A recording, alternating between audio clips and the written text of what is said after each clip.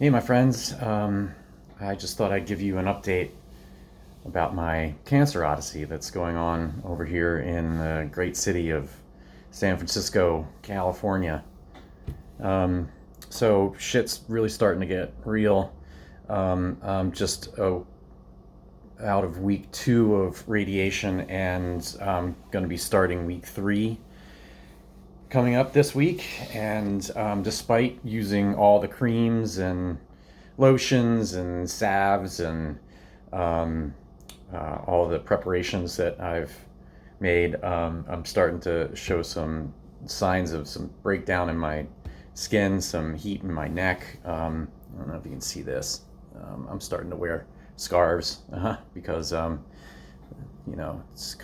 it's kind of gross, but it's even getting down into my clavicle, and there's some edema that's starting to happen in my neck, which is weird.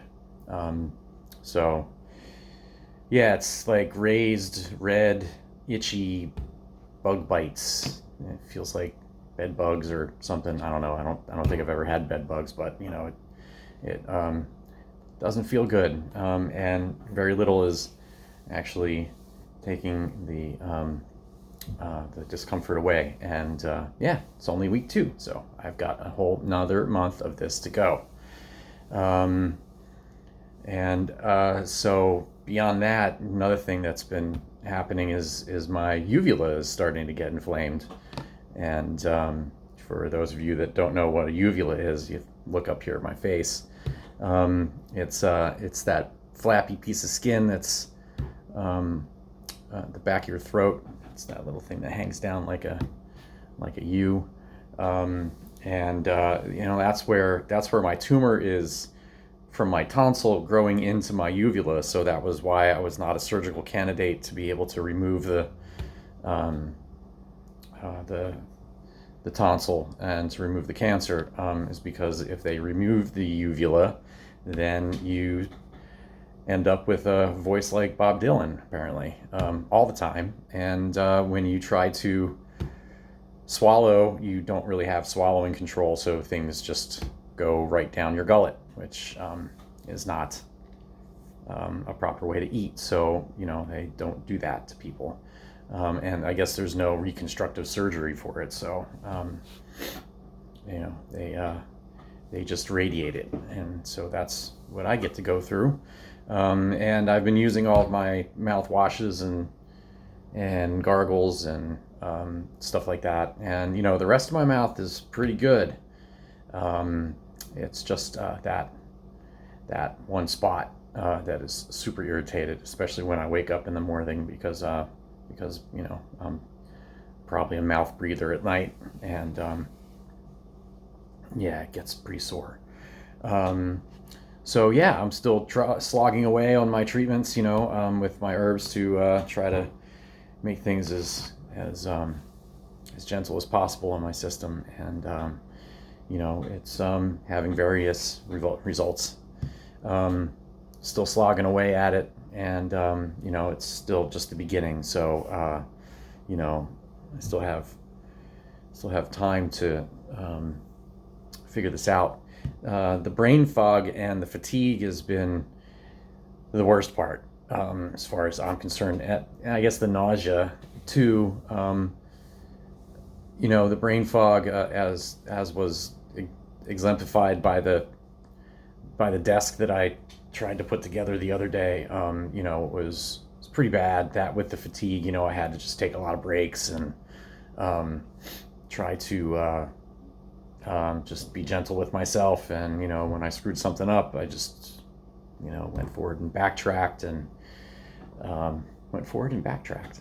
so that's it's just part of the situation when they're radiating you, especially right to the head.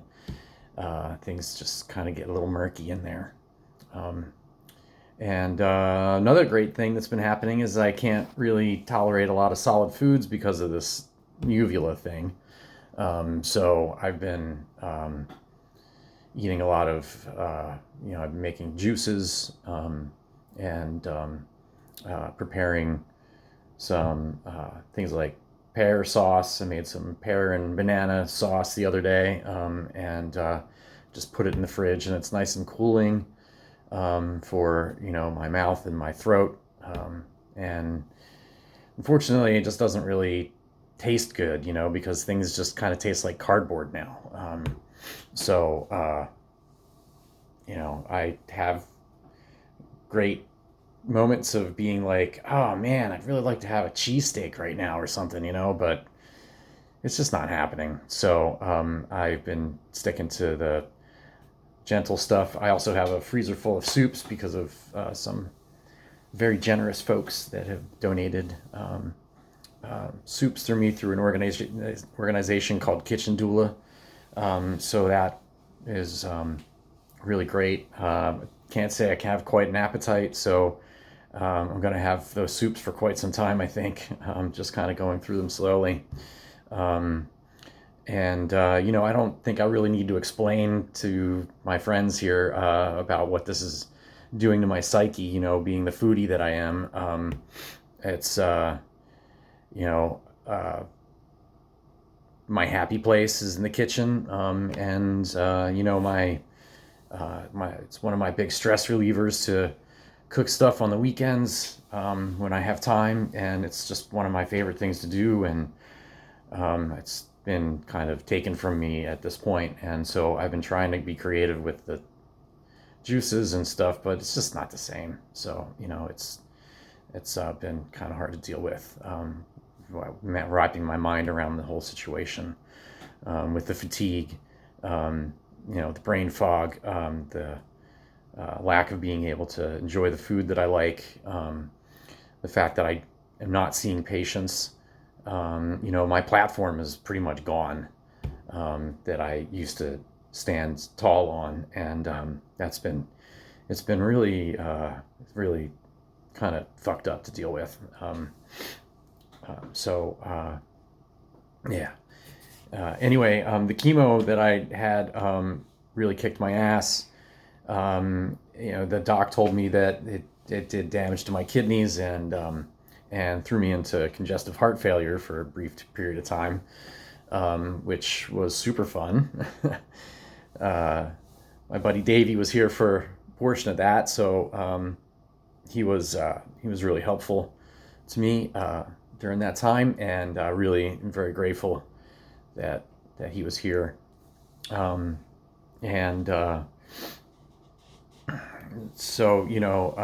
switching now to 3 doses of, going from 3 doses of full-on strength chemo. I met with my oncologist the other day, and Al Ghazi said to me, he's like, yeah, we're not going to do that again.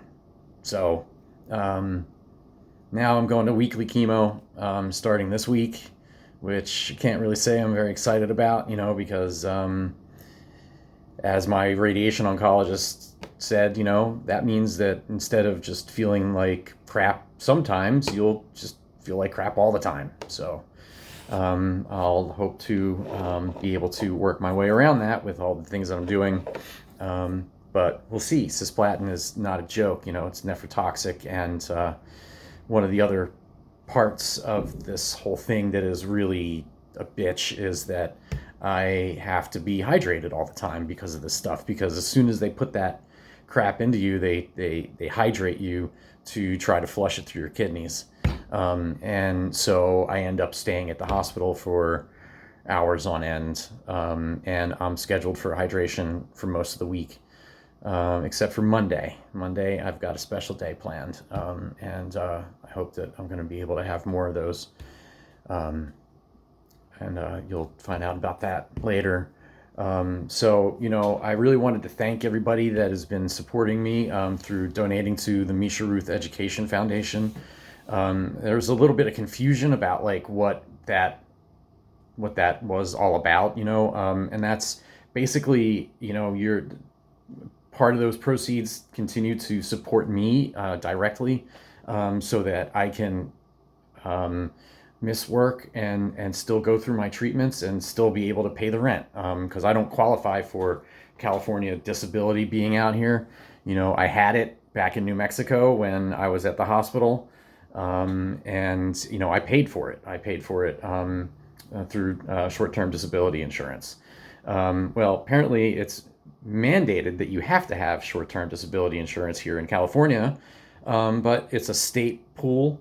And so, I just moved here on June 7th, and so I haven't been here long enough to actually get anything out of it. So if it weren't for the fact that Misha is continuing to support me, I'd be fucked, quite literally. And also, it's going to help support the continuation of the programs that I was hired to maintain, supporting patients and running the education with our interns that we have. We have an awesome intern right now, which is really saving grace, that is really taking up a lot of slack, and we have another provider that's just joined us who's taking upon a lot of the responsibilities that I was doing. And all of these things are cost money, and so the fact that I'm able to help maintain these programs, and also you're helping to keep me fed and keep gas in my car, and this roof over my head, which I'm extremely grateful for, is very amazing. And so I'm exceptionally grateful to Misha to continuing to support me, especially, the packages that I've been getting, the care packages from friends full of herbs and supplements and just little gifts and totems for my altar, which has just been absolutely mind-blowing. It's been overwhelming, and I'm really super thankful for everybody that's been supporting me in that way. And I've been trying to turn this from a I don't know, a lot of people probably don't know this about me, but I have a lot of self-doubt, and I have a lot of self-loathing that is just part of my makeup, from who I am over the years, and so I've been trying to turn this into an exercise in gratitude, and an exercise in self-compassion, which I know is hard for most people, probably, and it's definitely really difficult for me. I've been trying to meditate a lot more, and focus on just my personal growth, and getting myself out of this situation in a healthy fashion. And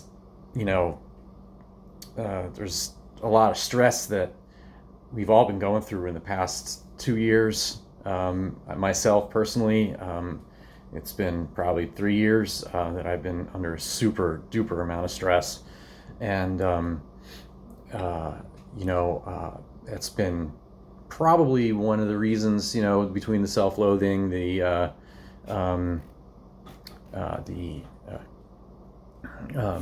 self-doubt, and also the stress that this manifested in my body in the first place. And so, yeah, I've been trying to turn this into an exercise in grace and gratitude and self-compassion. And I really want to thank you all for supporting me, and just taking the time to listen to my story. And I hope that that you're all staying healthy, my friends.